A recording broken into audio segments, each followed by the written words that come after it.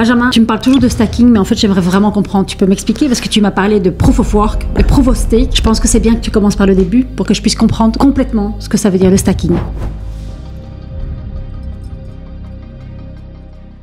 Ouais, on parle beaucoup du stacking parce que c'est un moyen d'obtenir du rendement passif sur ces cryptos. Donc, en gros, de les faire travailler plutôt que de les laisser dormir sur un exchange ou sur une clé Ledger ou dans un wallet. Donc, elles peuvent travailler en mode stacking. Et en fait, le mot stacking vient d'un consensus de validation des blocs de la blockchain, notamment Ethereum, par exemple, qui est un système dit proof of stake. En français, on appelle ça la preuve d'enjeu. Mais le proof of stake, stake en anglais, ça veut dire accumuler, ça veut dire empacter, empiler, ça veut dire. Et donc, tu empiles des cryptos pour pouvoir valider des blocs sur la blockchain. Et ce système de validation est très innovant. Comme tu sais, tout le monde connaît le système de validation de Bitcoin, qui nécessite beaucoup d'électricité parce que les ordinateurs ont besoin de travailler activement pour résoudre des énigmes complexes pour valider les blocs de la blockchain Bitcoin. Ok, et donc ça, c'est la proof of work. Ouais. Les ordinateurs travaillent et donc consomment. Et puis après, sur les autres cryptos, c'est ça que tu expliques, c'est proof of stake. Donc, pour pouvoir valider des blocs, je dois prouver que j'ai une garantie, donc que j'ai de la crypto qui est bloquée, et donc ça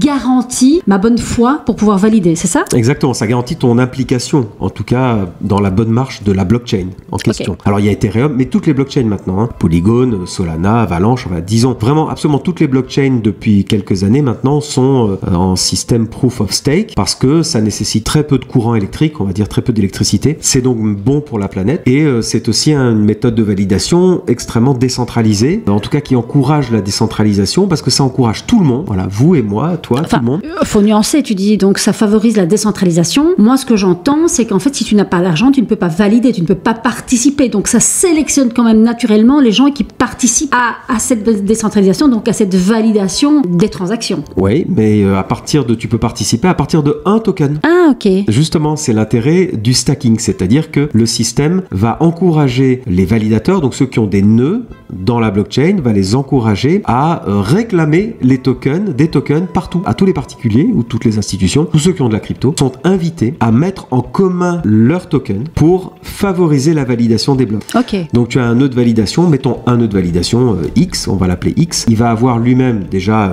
quelques tokens évidemment, mais il va t'inciter toi à lui donner les quelques tokens que tu as, même si tu n'en as qu'un. Sur la plupart des blockchains, tu peux en donner un et il va l'ajouter au stock commun des tokens. Et ça va renforcer son pouvoir de validation. Et il va pouvoir plus facilement valider des blocs parce que le système de proof of stake donne sa chance à tout le monde. À partir du moment où on a quand même pas mal de tokens en stock qui sont verrouillés, comme tu disais. Et là, le consensus, donc l'algorithme va donner sa chance à tout le monde de valider un bloc et donc de récupérer la récompense, c'est-à-dire les coins natifs, donc la crypto-monnaie native de la blockchain qui va être accumulée par le nœud validateur et dont une partie va être redistribuée à ceux qui ont amené leur token dans le pot commun, si tu veux, dans le panier. Ok, donc ça, c'est toutes les blockchains, sauf le Bitcoin.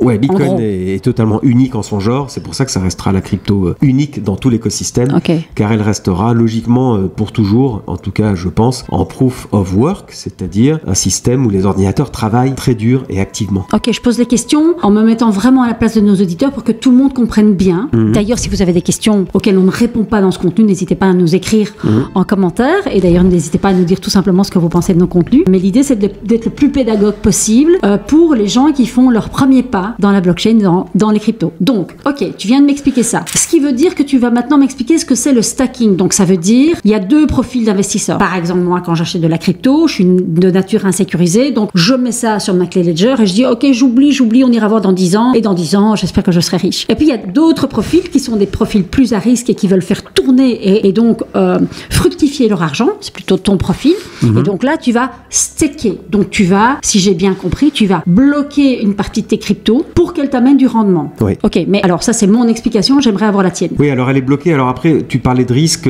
C'est un risque mesuré parce que ta crypto peut rester sur ta ledger. Donc, tu as le contrôle de la crypto. Simplement, tu vas la verrouiller dans un smart contract. Et un smart contract, c'est le mot dont tout le monde entend parler. En fait, c'est un logiciel qui tourne sur la blockchain. Donc, tu vas quand même verrouiller tes cryptos dans un logiciel. mais c'est déjà mieux dans un logiciel que de les verrouiller sur un exchange, comme par exemple FTX, dont on a beaucoup parlé, qui a engouffré la crypto de tout le monde en fait. Ok, je t'arrête pour être sûr que je comprends bien tout et que nos auditeurs comprennent bien tout. Ok, donc j'achète de la crypto, par exemple Ethereum, ok, ou Solana. J'achète de la crypto sur un exchange, je la sors de l'exchange, je la mets sur ma clé Ledger. Elle est en sécurité. Et puis je me dis, tiens, là par exemple, j'ai, je sais pas, 2000 euros. Je prends 1000 euros, je laisse mes 1000 euros et on verra bien dans 5 ans si ça fait de la plus-value. Et je prends du risque sur 1000 euros que je mets donc, en fait, que je paramètre dans un smart contract via quelle application? Oui, alors ça se fait directement. Alors Ledger, ils ont carrément une application pour ça, donc ça se fait en un clic. Sinon, il y a pas mal d'autres applications qu'on trouve facilement sur le web ou qui te mettent en direct avec un smart contract, donc ça se fait en un clic. Hein. Là, on parle de technique. Quelle appli? Par exemple, tu parlais d'Ethereum, tu vas sur Lido, Lido, le fameux protocole Lido, comme le fameux cabaret à Paris d'ailleurs. Le Lido sans les filles.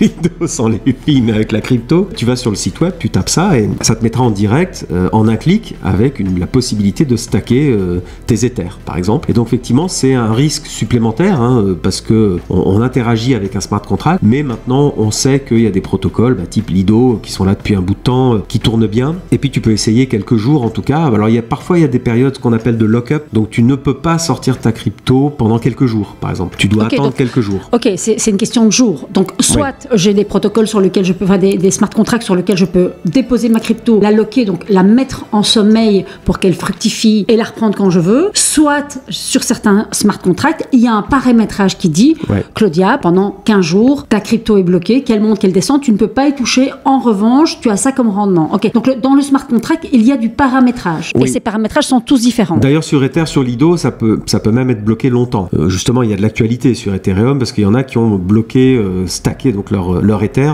depuis déjà quelques années. Et qui Quel est l'intérêt? L'intérêt, c'est que le rendement est excellent. Donc, on parle de plusieurs pourcents, donc 5, 6, il y a des blockchains où ça monte à 8, 10, parfois 20%, là, par exemple, sur Atom, donc la crypto de l'écosystème Cosmos, on tape sur du 20% de rendement passif. Alors, ces 20%, on les perçoit en crypto-monnaie, bien sûr. Oui, mais alors attends, Benjamin, j'ai une question. Quand tu dis qu'il y a des gens qui ont donc bloqué leur crypto-monnaie depuis longtemps, c'est-à-dire qu'en fait, ils ont décidé au départ, moi je la laisse 5 ans par exemple, c'est quelque chose que tu dois stipuler dans le smart contract dès le départ, ou tu te dis, moi je stipule pas et on verra bien le temps que je laisse ma crypto? Ah oui, alors tout est clair dans le smart contract, dans les conditions de vente en fait. On t'affiche clairement, on te dit, soit il y a une période de lock-up et tu dois te contraindre à ça. Qu'on m'impose donc. Qu'on t'impose, effectivement, mais tu es libre d'accepter ou pas, évidemment, c'est quand tu décides de stacker. Mais c'est pas moi qui choisis. Non, ça effectivement, c'est les conditions de vente, c'est les conditions du code en fait. Soit on te dit très clairement, tu les mets aujourd'hui à midi et si tu veux, 3 minutes après, tu peux déjà les retirer. Et pendant 3 minutes, il y aura eu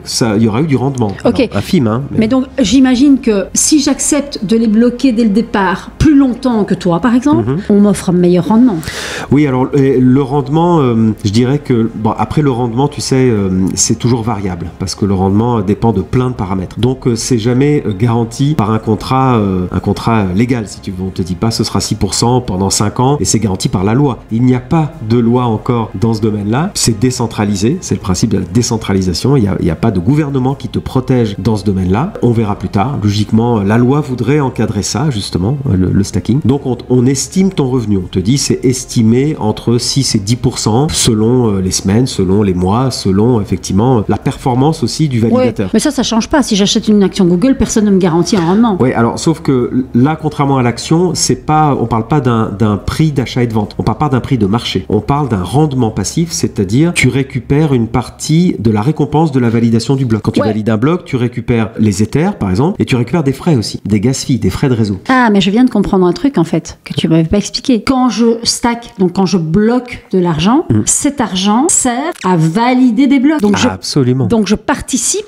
à la chaîne de validation. Exactement. Alors tu bloques pas de l'argent, tu bloques des cryptos. Oui. Mais bon, j'ai compris. On s'entend. Tu participes, tes cryptos aident à valider les blocs, donc aident au bon fonctionnement de la blockchain. Ok, c'est comme si j'entrais dans un pool. C'est exactement une pool, exactement comme on dit en finance décentralisée, une pool de liquidité, on parle de ça. Là, c'est une pool de stacking, effectivement, et tu participes non seulement au bon fonctionnement de la blockchain, mais à sa décentralisation, parce que toi, individu particulier, tu agis sur la blockchain. Et donc, donc, plus il y aura de particuliers comme toi et moi à aider à la validation des blocs, plus le réseau est solide. Plus le réseau est solide, résilient. Et sécurisé. Et sécurisé et décentralisé. Ok. Bon, j'espère que vous avez compris que j'essaie de poser les questions que vous vous posez tous. Ouais.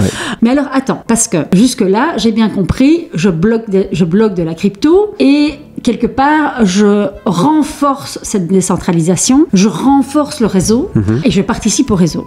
Ouais. On me dit, voilà, le rendement, ça va être entre ça et ça. Mais il n'y a pas que ça, il n'y a pas que sur ça que je peux gagner. Parce que si demain, j'accepte de bloquer des Ethers pour 5 ans, je gagne aussi sur la valeur de mon bien Ether. sûr, le jour où tu récupères tes Ethers stackés, au cours du marché. Et tu les récupères au cours du marché. Et tu peux les revendre au cours du marché. Mais il n'y a pas de risque. C'est pas comme si je mettais mon argent sur un exchange. Est-ce qu'il est aussi en sécurité que s'il était sur une ledger? Tu as deux façons effectivement de stacker. Tu peux le stacker, tu peux faire du stacking centralisé, donc tu vas sur ton exchange et ton exchange te propose du stacking. Mais c'est centralisé, c'est-à-dire que c'est l'exchange qui possède ta clé privée de tes cryptos. Ou alors, encore mieux, tu le fais de manière décentralisée directement de ton wallet. Donc c'est ton wallet qui a déposé la crypto et quand tu la retires, elle va directement sur ton wallet. Il n'y a donc pas d'organe centralisé, il n'y a pas, tu vois, une entreprise privée. Mais dans mon wallet, c'est pas en totale sécurité. Ah bah si, dans ton wallet, c'est toi qui détiens les clés privées. Oui. Donc c'est en sécurité. Il y a deux façons de détenir ces clés privées. Soit c'est un wallet logiciel de type MetaMask qui est installé sur ton ordinateur. Oui, mais si on pique mon ordinateur, voilà. avec mon MetaMask est ouvert. Si on te le pique, l'ordinateur, à la limite, si le MetaMask est ouvert, c'est un problème. Parce que celui qui s'empare de ton ordi peut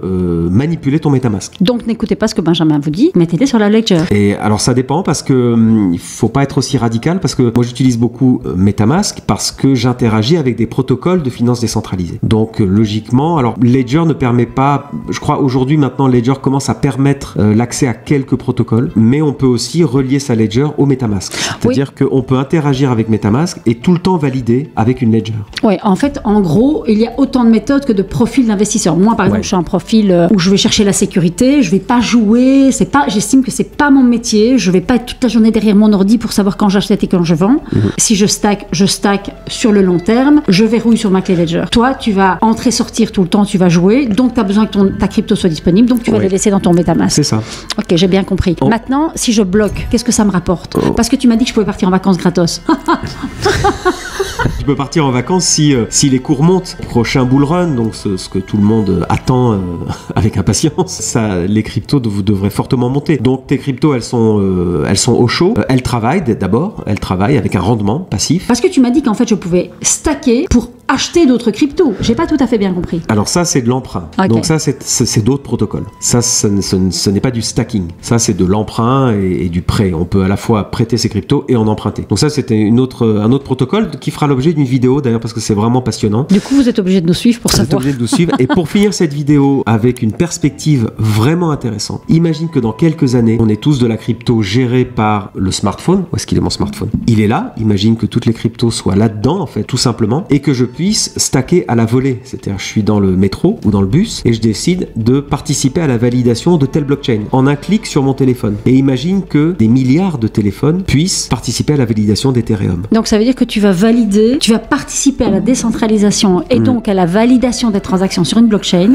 au départ de ton téléphone dans le métro, entre deux rendez-vous. Exactement. Waouh, la claque. La claque, hein. Ouais. Ça fait que des milliards d'individus pourraient potentiellement participer à la décentralisation, au bon fonctionnement d'une blockchain. Et alors là, 2 milliards d'utilisateurs sur une blockchain, c'est ce que j'appelle une vraie décentralisation. Ouais, c'est génial. Bon, en tout cas, on vous explique le reste sur d'autres vidéos. On vous remercie de nous suivre. On vous remercie pour vos petits messages que vous nous laissez régulièrement. C'est très stimulant. Et on vous le demande. Bon, c'est un peu ringard parce que tout le monde le demande, mais c'est vrai. Abonnez-vous, mettez des commentaires parce que du coup, ça nous aide à ressortir dans les algorithmes. Et puis, abonnez-vous à notre podcast aussi, NFT Business. Bonne écoute.